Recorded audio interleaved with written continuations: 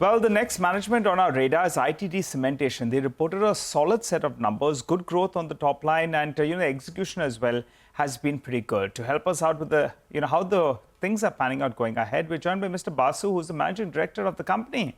Hi, Mr. Basu. Good morning and good to see you in. I recall visiting your office, more than a year ago, and you were sounding very, very optimistic. The share price at that point of time, I think, was around 130, 140 rupees. But you were saying, Nigel, watch execution. And on that front, it's been quite good. So kudos to you. But just a couple of clarifications is what I want.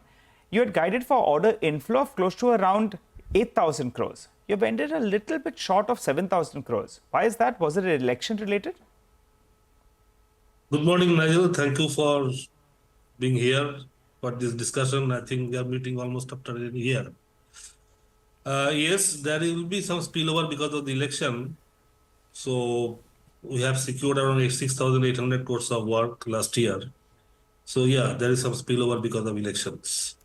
Okay. So in that case, what are you targeting in this year itself in terms of order inflow? And I remember, when you had joined us, you said that in FY24, you'll do 6,000 crore of revenue with 10% margins. Guess what? You've done a lot better, 7,700 crores of revenues with 10.5% margin. So on order inflow front for FY25 with revenue and margin, what are your targets?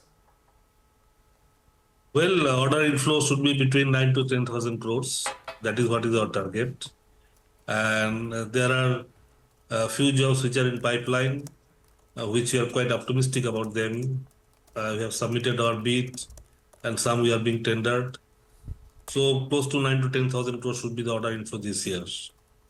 Okay, what about execution, sir? As Mangalam said, that you'll gone ahead, you'll promised a number, but you'll did better than that. What about margins? They move into double digits?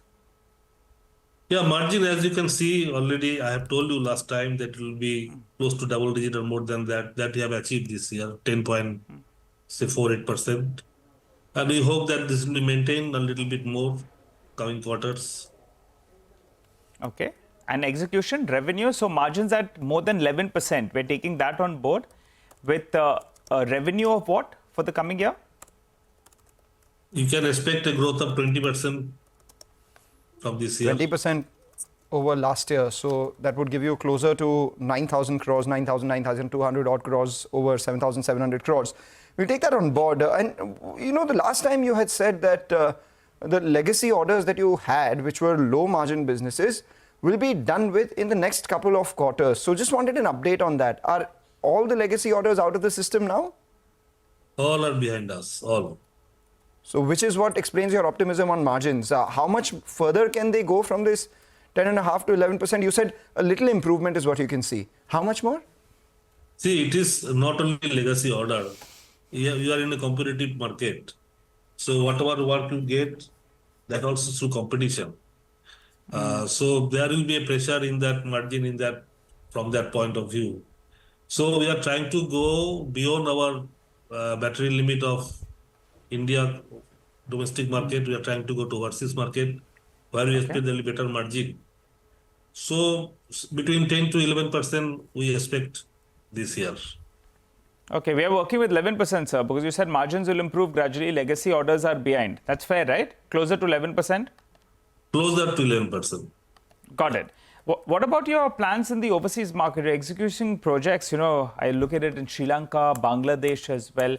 So as a percentage of your total business, what was it in the past year and how does it shape up going ahead?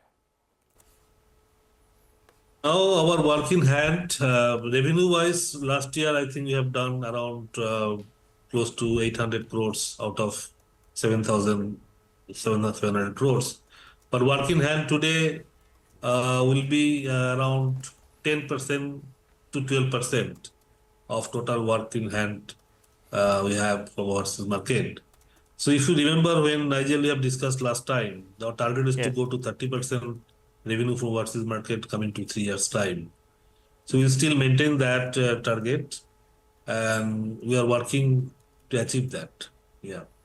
All right. So from 10%, it increases to 30% over the next couple of years. That's the overseas business. On the big ticket projects, you have the Ganga Expressway, you have the Chennai Metro.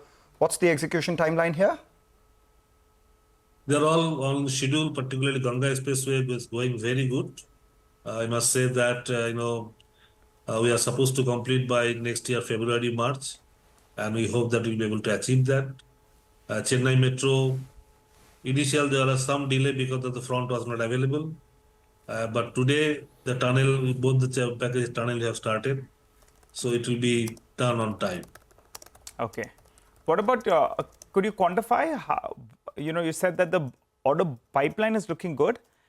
What is the L1 order book looking like? We per se we don't have L1, but we are working with a company like Port of Singapore, Dubai Port, and AP Mollard. Those who are our common, customer.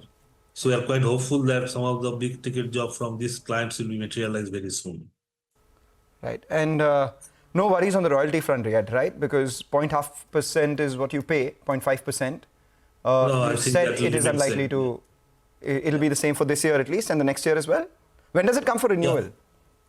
Yeah. Yes. I think there is no possibility of changing the royalty quantity. All right, Mr. Basu, thanks for clarifying on that as well. We wish you and your team all the best for the coming year. Kudos to you on the execution front, on the order inflow front where you fell a little bit short, but you're guiding for better times in FY25.